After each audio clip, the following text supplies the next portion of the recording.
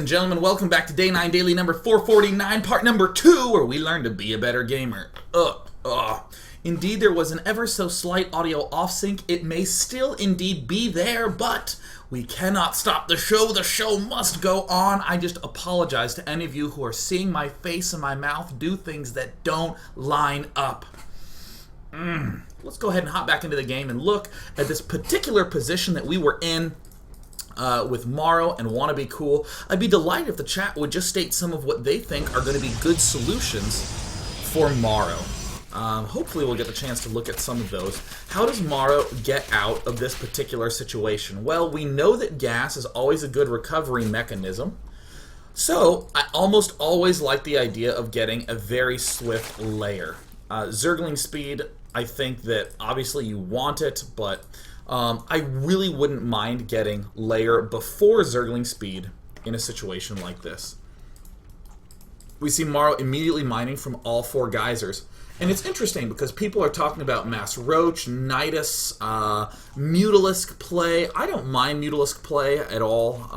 I think that is a perfectly acceptable choice to sort of exploit this delay. Another choice that I want to mention that we're actually going to see Morrow do is Morrow is going to go straight for Infestor. I think this is a pretty clever idea because why does the Infestor generally not work as something to go for first? The answer is pretty much just really big attacks come and we can't get the Infestors up in time. That's the most simple solution. If my opponent goes for something like a big 6-7 warp gate push really quickly and I'm trying to get my Infestors, it doesn't work out very well. So, there we go. There's a transition. Morrow is actually just going to get +1/+1 and go straight for the Infestor. A brilliant choice because if my opponent was focusing a lot on cannon rushing, I know at the very least he is somewhat delayed on his expansion. Notice here, about 1,300 has been mined from these mineral fields in the main. A lot more. The main minerals are under halfway done mining. So in other words, wannabecool has not had the opportunity to really get a resource edge. And I especially love that Morrow got those 2 extra queens. He's putting them to work. Spread that creep, ladies. And it looks like the police have come to arrest wannabecool for his unbelievably vile violation with those cannon rushes early on. Now, wannabecool built 2 Void Rays right off the bat, and we're seeing now one of the reasons why we love the idea of getting that very fast Void Ray, because this expansion is so vulnerable. wannabecool didn't actually send his Void Ray rally quite as quickly as he could have to that 3rd. Instead, he's actually just gathering everything together to do a nice big ol' attack. And I love that Morrow is going for this Infestor play, and he's relying on these high grounds to do this giant mass spine crawlerage. And this, I think, is one of the most brilliant moves and most subtle moves I've seen in such a long time. He has this set up, and what does he do? He scoots back just a bit to make sure he has a little bit more space to do better against those stalkers. This is so great. If he's pushed up too sharply to this edge, then the Protoss units can get a full arc and pick away. If he backs up just a bit, where do the units have to sit to fire? Right here, at the thinnest part of the ramp. So good! I love that. Very non-committal in these engagements. And look at this. Some great spine micro. This is what makes me just believe that the skill cap is still high in StarCraft 2. This like awesome spine crawler rearrangement while still nailing those creep injects. But wannabecool, of course, as all good Protoss players do, just continuing to expand like crazy while all this is going on. Picking off anything he can. Morrow really desperate to try to just deny this expansion because look, Morrow has not even gotten this extra expo up. But already getting the Infestors up, already getting the ring speed and all that goody goodness up, still rearranging his spine crawler placement. Look at that. Pull back, move the spore forward, while still making nothing but Zerglings, losing the spore crawler in a very awkward spot wannabecool forces. Morrow to pull back absolutely everything. One of the best defenses is a good offense. And of course, WannaBeCool just does nice wall-offing throughout. I've spent a lot of time on Morrow. I'm going to continue to spend a little bit more, and then I want to come back to WannaBeCool setup. Doing good basic stuff, getting upgrades, doing good basic stuff, expanding. Morrow forces it looks like a large snowman of force fields. Gets thrown on down. WannaBeCool still being annoying with his Void Ray. But Morrow is not committing to this attack. He's trying to burn out as much as he can. And then immediately stepping forward to try to cover both entrances. Just stunning defense. Pretty much everybody dies there. And Morrow's still managing to stay alive while being behind in supply for most of the time. And the transfuse that's actually useful as opposed to one of those transfuses because I embarrassingly forgot to get a lot of larvae. And now, having this Infestor tech up. Now, I want to stop for a moment and just note something magical that's happening right now. It's not just the defense, because it's very easy to go, Morrow did it, he's ahead, Zerg OP. But to note, Morrow has not really gotten to use this expansion at all. Back home, we see that he has this Infestor, Zergling Mixture. There's the +1 upgrade. And meanwhile, WannaBeCool already has 3 bases up. Now beginning the Twilight Council attack. That's a little bit delayed, but to have 3 bases this early on in a PvZ is pretty extraordinary, and I love it quite a lot. However, what is the mixture that Zerg players excuse me, generally want to be having in the late game? It's an Infestor Broodlord mixture. That's the big answer. So, Stefano style in this matchup, I mean, I know there's the big max out with roaches, by 11 minutes, but his usual style of play, Stefano's usual style of play, is to get the Roach Warren, get the Roach Speed, get 3 bases, like most Zerg players do, and then to instantly go for an Infestation Pit. So he's relying on Zergling, Infestor, and Roaches if he needs to defend any sort of mid-game push.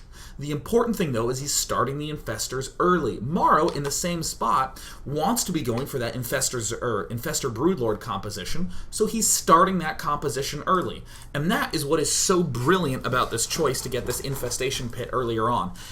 Fast Infestors loses to a lot when it's a standard game. But if you can just read that your opponent is going to have a hard time getting a lot of Colossus up early, or if you know that you're going to have a lot of free time because your opponent just lost with a huge push, boom, going straight on in to get the Infestors is very brilliant. And of course, if you're ever in a bind, get more gas. Now, I want to come back to Gosu WannaBeCool and just note that Morrow is also going to be taking his 4th expansion very clever. He's getting more gases, he's getting the Spire up to get Corruptor tech, and of course to sort of correlate with that hive, get Corruptors. But meanwhile, back in camp WannaBeCool, we're already noticing more weirdness. Immediately getting Zealot charge, more Void Rays, and +1 air weapons. That is not something that you see every day. Absolutely not in the slightest. However, I want to note that there's the sort of unsung power of the Void Ray as a general unit. Very good for just controlling map space, denying a variety of different pushes. This Zealot leg speed with charge might seem a little bit nuts because we so often see blink and that sort of thing, but quite simply, he saw his opponent going Zergling Infestor. Zealot Archon is just a very good choice against that. Pretty much as simple as that. Were he to see Roaches, he'd be emphasizing Immortals, Stalkers with Blink, Sentries. And you know what's something that WannaBeCool continues to do a lot? You said weird stuff, you are correct. This is a super simple defense that Protosses just don't do against Zergs nearly enough. They just throw down a nice little block wall-off thing. If some Roaches start to come up, throw down the Sentry force fields. And the one thing that I would still note is that against a Roaching player, you'd generally be focusing on the Immortals and the Colossus. Against an Infestor Zergling player, you generally be focusing on Zealot Archon. If you're going Zealot Archon, you're going to have more gateways.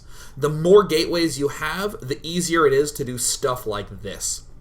If you're against a Roaching player and you're emphasizing the robo units hard, you might have, 5 gateways. So it's much more difficult to reinforce. But, given what Those Who Want to Be Cool is up against, I love it. And, per usual, Wannabe Cool's doing some basic types of mixtures for the late game. There it is. Getting the Fleet Beacon up to go for the Mothership. Continuing to build a lot of Zealots, not morphing in Archons, instead favoring Storm. I think Archons are an awesome unit, but, if you're in a really stale, passive game, like the way we are now, even though it was aggressive at the start, no one's really going to be attacking anyone for a while. Going for the Storm, probably going to be a little bit better than trying to mass Archons. If your opponent is still on 3 bases and is trying to get a 4th and you want to deny him, then you probably should get Archons to be a little bit more aggressive. So Wannabe Cool continues to do this stuff throughout the game. Morrow on point with his reburrows. What a badass! What a badass! And taking it out. Taking it out. Biffing a little bit, but still not a bad idea to do in very small numbers. In large numbers of air units, you're just asking to get fungled, but, if you're trying to exchange a single Void Ray for a single unit and bounce out, that's not bad. In this position, we see Morrow already going for a 5th base, and this is a really interesting choice. Let's talk about hidden expansions, shall we? Almost always a hidden expansion is what we call awful. It's terrible. Because, very often, a hidden expansion is a very easy way to blow a clean lead. You'll be in a position where you'll have 3 bases, like, here, let me actually just come back to the map, where if Morrow had this base, and he wanted to take a 4th, this is so easy to defend given our position. But often we'll see players throw this 4th down here to sneak it in. Why are you sneaking it? You have the resources to defend a 4th. Just throw the 4th down. But players tend to do this, and they just sort of blow the lead. Which, of course, means that a vast majority of hidden expansions are the, I hope he doesn't find it, kind of expansion. There is another type of long-distance expansion, which is the I'm exploiting mobility expansion. Most commonly, we see Zergs do this. I'm going to have 2 expansions on opposite corners of the map. If you attack one in the top left, I just counterattack your main. Or if you attack the bottom right, I counterattack your main. And no matter what, you can only kill off one of the 2. So in a sense, it's not really hidden. What we're seeing Morrow do is the 3rd category of hidden expansion. Well,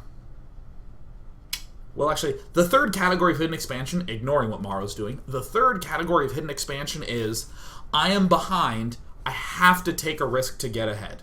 No matter what, I'm pretty much screwed. I'm going to just try to hide some bases and see if I'm lucky enough to pull through. So I want to just note the difference between Category 1, which is, I hope he doesn't see it, versus, holy shit, I'm screwed, I gotta hide a base. Category 1 is that we're not behind, we're actually doing fine, and there's no reason, we're literally throwing our lead away by doing that. But what we're seeing Morrow do is something a little different from those 3. This is something that I think really rarely comes up, it's like super situational, but basically, Morrow is going very clearly for Infestor Broodlord. There's the Corruptors, there's the Greater Spire. He is going to have an excess of minerals that he doesn't really have a better way to spend. I mean, he could focus on building more spine crawlers, but he has a very tight line of spines and area to defend anyways.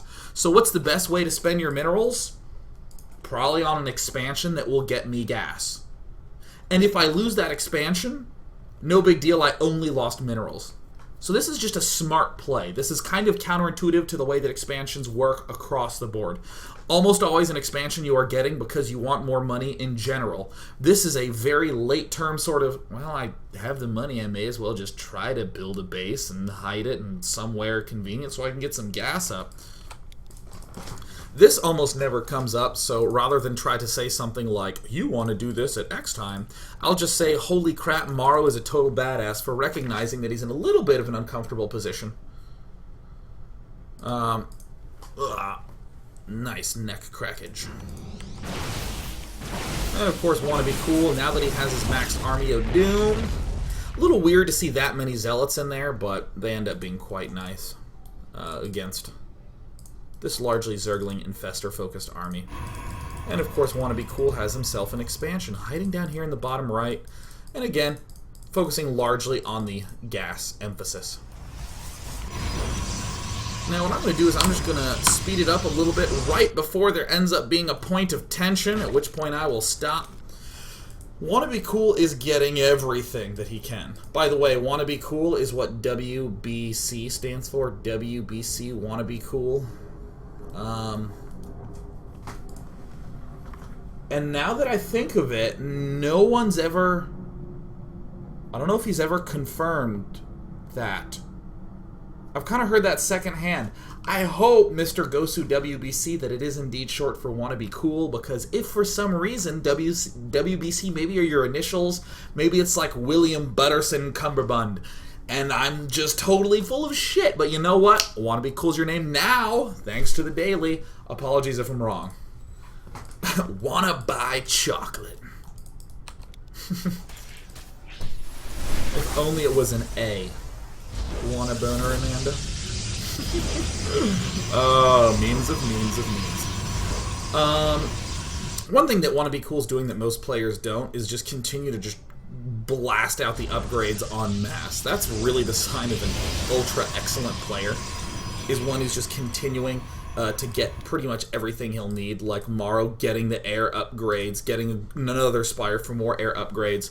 But right before we go to break, I want to notice the most recent brand of transitions in the late game. For this matchup, the Stargate transition, largely to go to carriers. This is the big late game transition. Sure, there's some other ones like getting more warp prisms, relying on our heavy amount of gateways that are being underutilized to do some counterattack drops. That's just a good tactic to whip in there. But in terms of a big ass broad transition, going for a bunch of carriers is an excellent, excellent way to really secure a clean lead against a Zerg player, especially in these sorts of even positions. The usual set of transitions is first expand and do an early attack, and then go kind of for the Stalker Sentry Immortal mix and be getting more expansions, and then go to Robo, and then you kind of have a big gateway Robo army, and then get a Mothership and start getting Templar, and that's where most people stop. But the last one transition is getting up that big swell of Stargates that we love so much. Let's go to part 3. Let's take a break and go to part 3. Go into part 3.